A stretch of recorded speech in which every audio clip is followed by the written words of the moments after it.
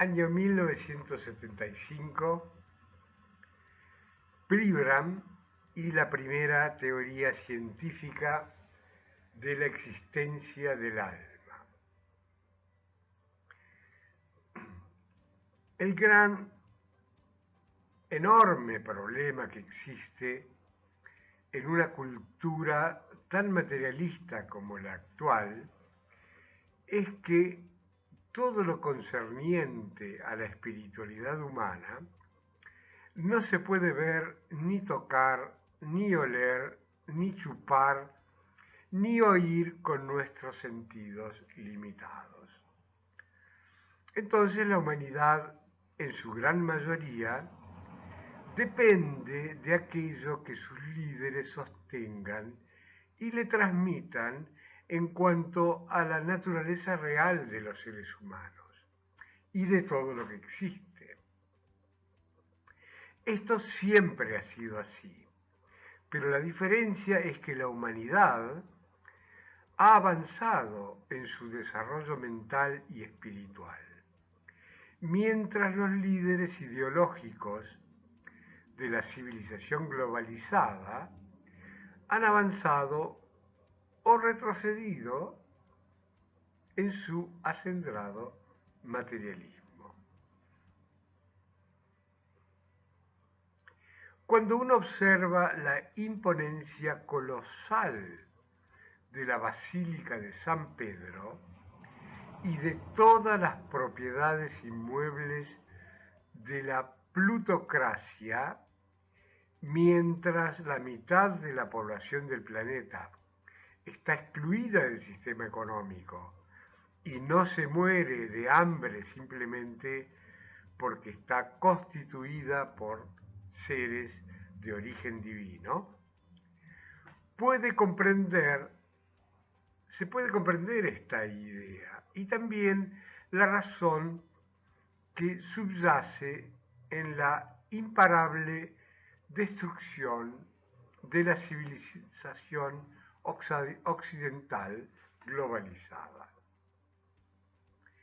Baste decir que las dos principales fuentes de ideas, los interpretadores de los libros sagrados, llamados teólogos, que están en las iglesias de Occidente, y los científicos de las academias materialistas, han sostenido enfoques que excluyen la espiritualidad como componente esencial de la manifestación de la vida y en particular de un ser humano. Y esto a pesar de que todos los libros sagrados, la mayor parte de los filósofos reconocidos, como Sócrates, Platón y Plotino entre los griegos, y también los modernos, incluidos Descartes, Hegel, son muy claros al sostener la existencia del alma y de la divinidad humana. Sin embargo, para las academias, somos trozos de carne organizados por el azar. Una fuerza también invisible, el azar, pero más real que Dios para la mayoría de los científicos, que obligara al genial Einstein a decir que Dios no juega los dados. Y para los teólogos de las iglesias, todos somos miserables pecadores, contaminados irremediablemente por el pecado original, cuyo mito, el de Adán y Eva, no ha sido todavía comprendido por las estrechas mentes de los interpretadores eclesiásticos. Esta desastrosa situación se origina en el concilio de Constantinopla del año 869, en el que algunos teólogos brillantes sostenían la hipótesis de que si Jesucristo había sido hombre Dios y había dicho, haréis cosas más grandes que las que yo hice a sus discípulos, era posible sostener la divinidad de cualquier hombre o mujer en el planeta Tierra. Ganaron en este concilio los teólogos del no, y surgió el decreto que dice que es una herejía considerar a cualquier hombre como un ser espiritual. El único hombre Dios fue Jesucristo. Y este decreto fue celosamente custodiado por la Inquisición, organización eclesiástica que durante más de un milenio torturó y luego quemó en la hoguera a 6 millones de brujos y brujas que sostenían o simplemente habían sido acusados de haber tenido experiencias espirituales. Juana de Arco, los cátaros, Giordano Bruno, Galileo Galilei, son algunos de los ejemplos más conocidos de este tremendo holocausto. Hasta que hace poco Juan Pablo II, un gran héroe, pidió perdón a la humanidad por los desastres de la Iglesia Católica,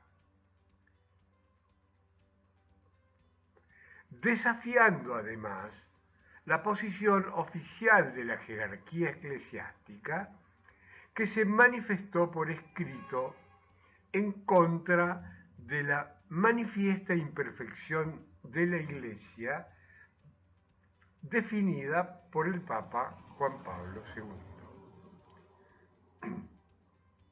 A partir del citado decreto del año 869, se configura una fragmentación cultural o desconexión energética muy potente entre cada hombre y su espiritualidad, que determina y genera la sociedad humana más implacablemente materialista de toda la historia conocida, cuyas estructuras férrea termina de construirse en el año 1500, cuando Nicolás Copérnico revela a la humanidad que, tal como sostenían los griegos prearistotélicos,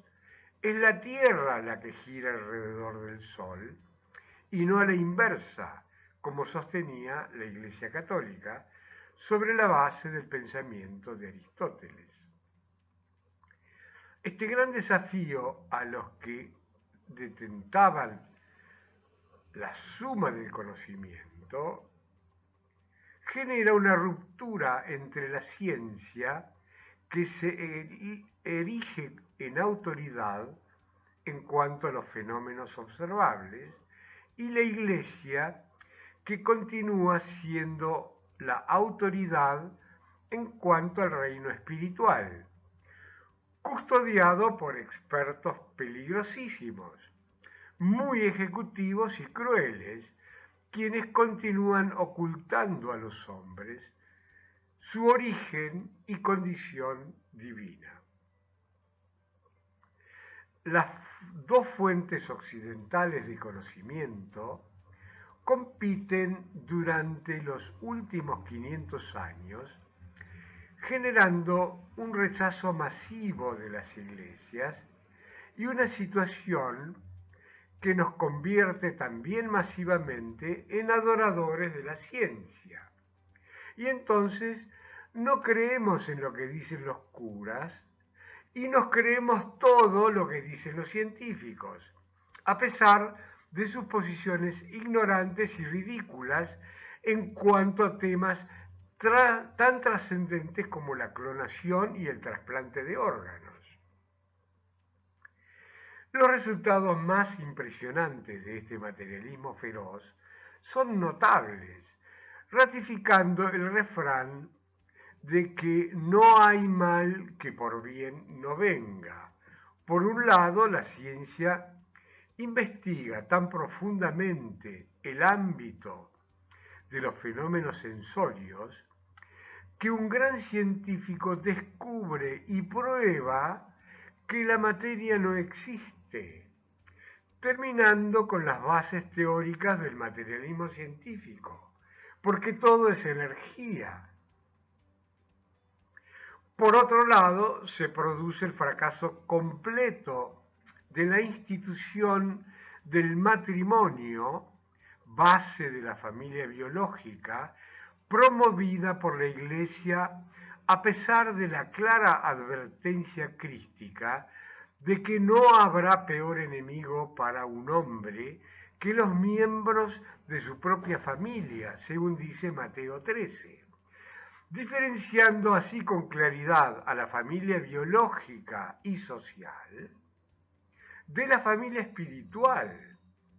En Occidente, el 70% de los matrimonios fracasan y se separan, y el 30% restante continúa viviendo pero en infiernos portátiles. Y la causa de ello es simple, porque las parejas en Occidente están basadas en la ilusión de que un ser humano se completa con otro. Porque si yo me conecto con mi alma, corro el riesgo de ser torturado y quemado vivo en la hoguera. La Iglesia abolió el concepto de que la integridad es individual y se sabe que dos seres carenciados espiritualmente no pueden formar una pareja íntegra. Del mismo modo que dos países carenciados, donde sus hijos y sus viejos se mueren de hambre, no pueden integrar un Mercosur pleno. Todos estos enfoques ignorantes y distorsionados de la realidad, comienzan a caer luego de Einstein, Freud y Stirling. ¿Se acuerdan? En 1905. Pero quien postula la base científica de la espiritualidad humana es Karl Pribram en el año 1975. La historia de esta teoría científica es realmente apasionante y la veremos a continuación.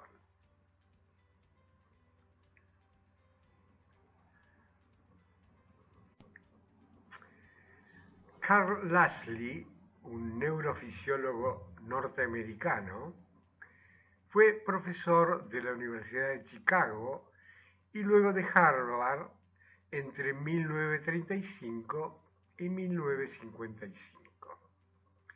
También fue director de los laboratorios Yerkes de biología de los primates del estado de Florida.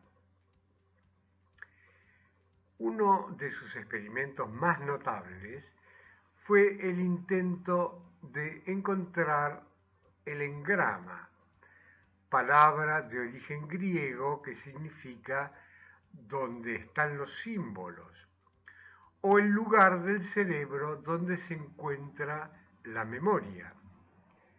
Asimilando el cerebro humano a una computadora sería la ubicación de nuestro disco rígido.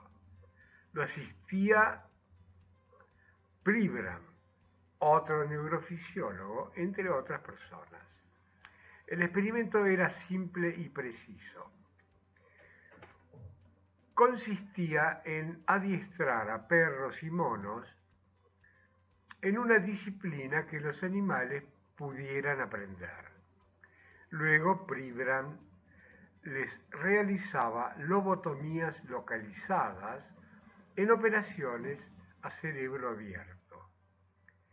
si los animales se olvidaban de lo que habían aprendido, la zona dañada en la lobotomía era la zona del tan buscado engrama.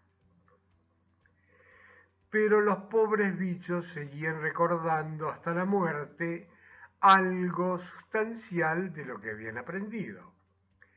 Lashley tuvo la valentía profesional de declarar públicamente que había fracasado en su intento.